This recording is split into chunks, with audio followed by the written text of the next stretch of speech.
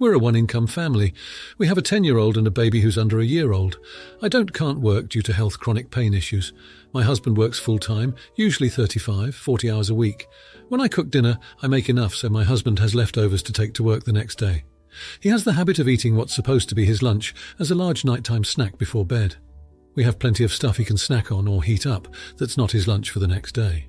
Then he ends up eating out instead, and he hates fast food, so he spends $20, $25 on lunch each day he eats his lunch as a snack. This adds up and makes money tighter for us. I get it's his income, but it's affecting the entire family. I've asked him not to eat his lunch as a snack, but he says he loves my cooking and can't help it, and I should feel complimented he enjoys it so much. I do appreciate that he likes what I cook so much, but I also like knowing our bills will all be paid and we can afford gas, groceries, household supplies and stuff for the kids without being in the red each week. Am I the idiot? Edit. If I make more for dinner, he will have 3 RD/4 the helpings. I do the grocery shopping and try to get everything I can on his snack list. He will still eat his lunch as a snack. Hubby is a recovering gambling addict and currently owes $100,000 in back taxes that I'm trying to also budget to pay towards each month. He currently works in retail, making around $40,000 a year. He has a master's in economics and used to make $200, 000 plus, but some bad decisions in life messed that up, and he ended up in legal trouble and can no longer work in his former industry. Now for a few comments before the update. Comment 1. Not the idiot, your husband is being irresponsible, and it's both of your money because you are caring for the children and household for both of you, just as he is caring for the income for all of you. Come up with a solution together. Either make more food when you cook and portion out 2 lunches worth for the fridge, or, if he just enjoys eating out, plan for the whole family to enjoy going out much less often than his every day, or learning not to eat huge amounts at night before bed or something else. Edit. And maybe you should take over management of the finances and set a budget. Comment 2. Not the idiot. Having been in this position, the only thing that worked was sitting my husband down and actually showing him the numbers. Say he's eating out 3 X's a week, that's $60, $75 per week or $240, $300 per month, $2,880, $3,600 per year. Girl, that's a family vacation. That he's eating, that's a full month's or more rent mortgage, simply because he won't save dinner leftovers for lunch and stop eating out. Lay out the actual cost of his snacking and give him a reality shock. It might help put things in perspective for him. Good luck. Comment 3. Oh, OP, you buried the lead on this one. You're sweating the $3,000 he spends on lunches in a year when you gloss over the heavy debt, his gambling and the job loss due to bad decisions, like maybe embezzlement. The problem isn't simply his eating habits or poor planning.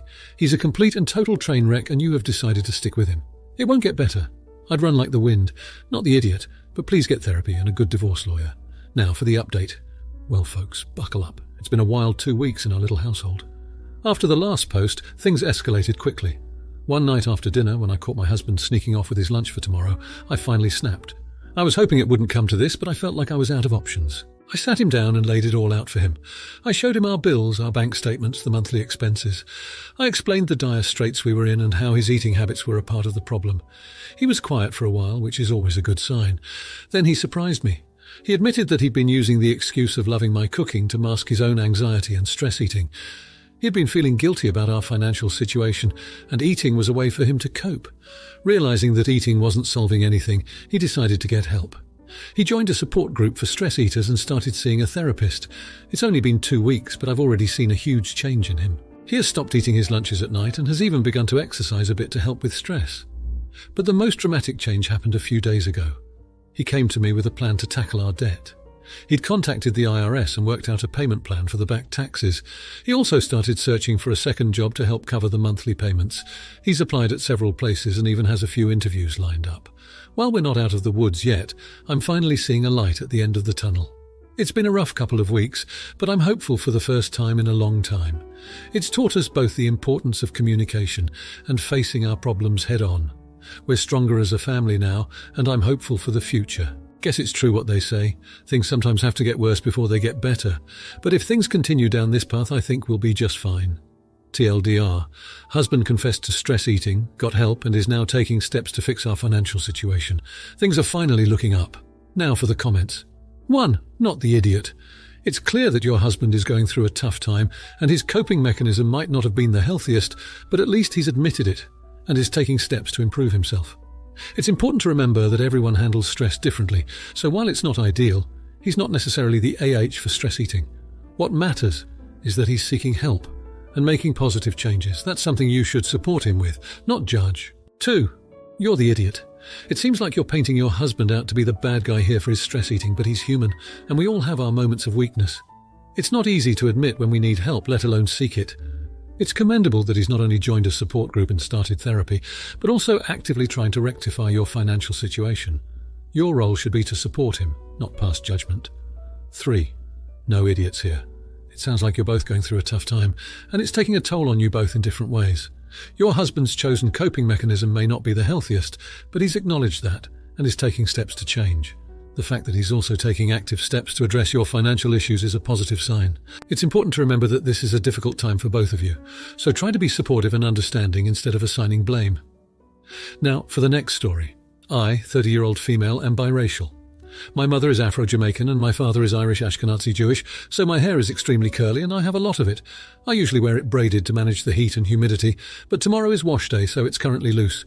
I had to go to the grocery store for a dinner party, but the closest store was out of what I needed, so I had to go to the predominantly white suburbs. On my way out, I feel something tugging on my head, so I whip around. There's an older white woman, maybe in her mid to late 60s, withdrawing her hand.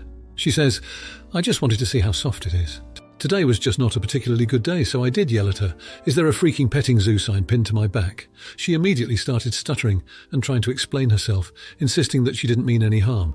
I responded by asking, "If you wouldn't pet a dog without asking first, what makes you think it's normal to stick your filthy hands in a stranger's hair?" She started crying and other people started coming over to see what the problem was, so I just left. I told the story to my husband, 42-year-old white male, and my parents, 57-year-old female and 67-year-old male. My mum is on my side, but my dad and husband are saying that I could have been more understanding to this woman, so now I'm asking Reddit, edited to correct my mum's age. Now for a few comments before the update. Comment 1. Comments are locked due to continued rule violations. Rule 1. Be civil, attack ideas, not people. The purpose of this sub is to determine and explain who is in the wrong, not to eviscerate anyone. Treat others with respect while helping them grow through outside perspectives. Derogatory or dehumanizing language, including insults, violate this rule. This rule applies to everyone, even those not on Reddit. Don't insult others or get into spats in the comments. Don't comment to remind users of the rules. Use reports. Be respectful. Be nice. Don't be a jerk. Comment too, not the idiot. Sure, you could have been kinder, but letting people get away with that kind of behavior is the reason we still see them behave that way to this day. I'm a white woman and I wouldn't dream of touching anyone's hair or pregnant stomach or arm, etc. She was out of line. Comment 3. Not the idiot. You were right to yell at her. Bet she won't try that specific trick again. And I love the petting zoo comment, that was lovely. If it isn't part of your own body, you don't freaking touch it. I mean, damn. Now, for the update. After a month since the incident, my work schedule got switched, so I started going to the grocery store at a different time.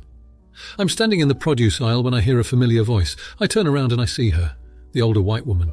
She's with another woman, maybe her daughter, who's pushing a stroller. She doesn't notice me, but I stiffen.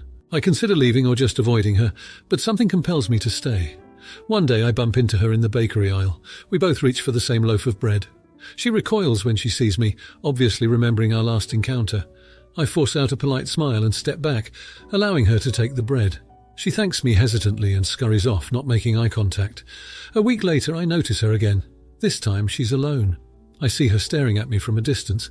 She looks like she wants to say something but is holding back. I decide to approach her, my heart pounding in my chest. She looks taken aback as I walk towards her but doesn't move away. "I see you here often," I begin, trying to keep my tone neutral. "I don't want any animosity between us. Can we just move past what happened?" She looks at me for a long moment, her eyes welling up with tears. She nods and apologizes. We make small talk about the store's current sales, her grandchildren and the weather. It's awkward, but it's a start. I go home that day feeling lighter, thinking maybe I've broken through. But then, the following week, I see her in the grocery store again. She's with a group of older white women. I overhear them talking about me. "That's her," she's pointing at me. She's telling them about the incident. They look at me, their faces a mixture of disbelief and scorn. My heart sinks. I notice the familiar stares returning, the whispering behind hands. I see parents pulling their kids closer when I pass by. My stomach churns every time I have to make the trip to the store, but it's the only one close to our house. I come home one day and break down in front of my husband. He's silent for a long time, then finally says, "Maybe we should just move. Find a place where you're not that girl who made an old woman cry." I can't help but feel a sense of loss. I loved our home, our community, but now it feels tainted.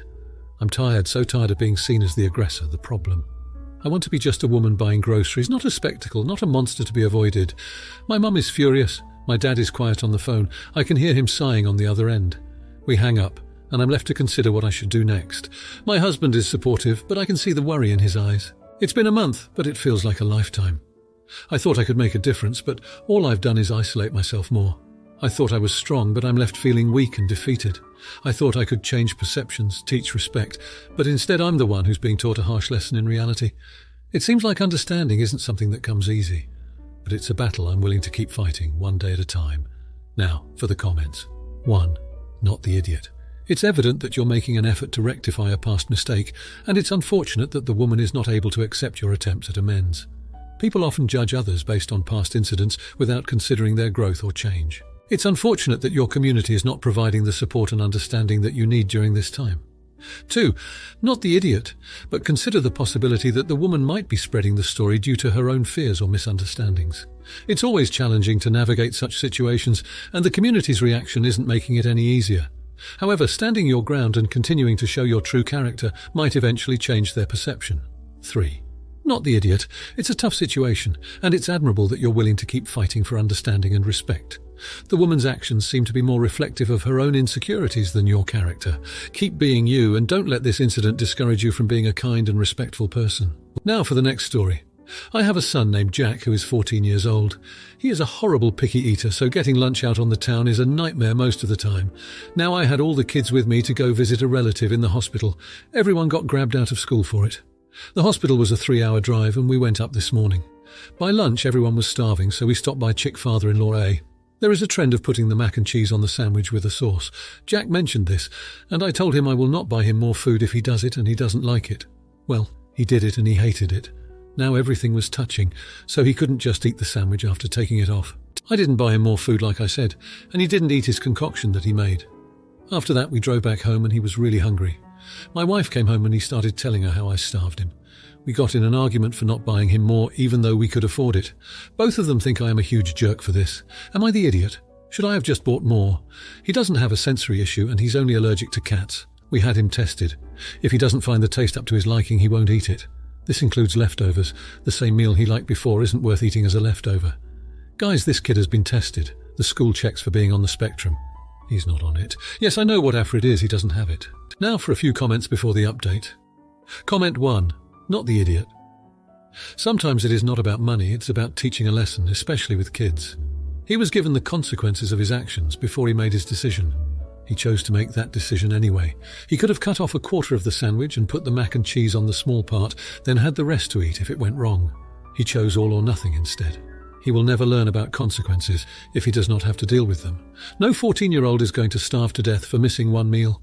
It is not like he missed a week's worth of meals. It was one. Your wife needs to learn to stop caving to a child. He will remain picky forever. Comment 2. Yes, I love the fries and you should have enjoyed the meal. Your son, he needs to learn a lesson. You did not refuse him food, you bought him food. You told him not to mix his food, that he wanted, but he did. Jack refused to eat the food he wanted because of his actions that he was warned against. Jack is unaware of consequences and your wife is not helping. He was hungry only because of his own actions. If he was a picky 5-yo, then that's different. The kid is 14. He is old enough to understand. Too bad your wife isn't. Comment 3. Not the idiot that said, when a picky eater tries something else, that is brave. It's a fine line between encouraging expanding and discouraging expansion of his diet. You might try ordering something you know he likes for yourself, not making a big deal out of it. So if he doesn't like what he tasted after he got his order, then you can offer to exchange. Makes you both heroes. Now for the update. In the past month, Jack has taken a rather obstinate stance in his eating habits. I thought maybe he was just being finicky, a way to assert his control. As a teenager, he's been pushing boundaries left and right, but his refusal has evolved from being about tastes to principles. We've had a few heated discussions about this, as his mother and I are concerned for his healthy growth.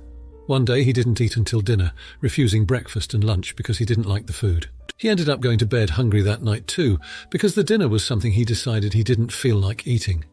His mother and I decided to let him prepare his own meals, hoping he would learn to appreciate the time and effort that goes into making food. Instead, Jack started buying fast food with his pocket money every day, despite our numerous lectures about the health repercussions. The breaking point came last week when Jack ended up in the hospital with acute gastritis and dehydration.